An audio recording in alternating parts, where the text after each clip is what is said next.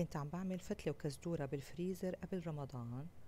طلعوا معي هالقطعتين السلمون المدخن، عملتن غدا كتير سريع وطلع كتير طيب. على زبدة وشوية زيت زيتون حمرتن على الجهتين، كل جهة 5 دقايق بس، وبعدين شلتن على جنب. غيرت الزبدة ونظفت المقلاية طبعا، وضفت الثوم المهروس، قلبته لطلعت الريحة اللي بتعرفوها بالثوم. ضفت عليها كاسة كريمة وقلبت، حركتهم كتير مع بعض، وبعدين ضفت برش ليمون وعصير ليمونة، ورجعت السالمون على الكريمة وحركتهم ببعضهم.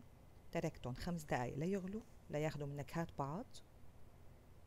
وطبعا لأني من عشاق الشبت والسالمون كمان بيعشق الشبت، لابد من هالإضافة البسيطة على الوجه، التاتش الأخير.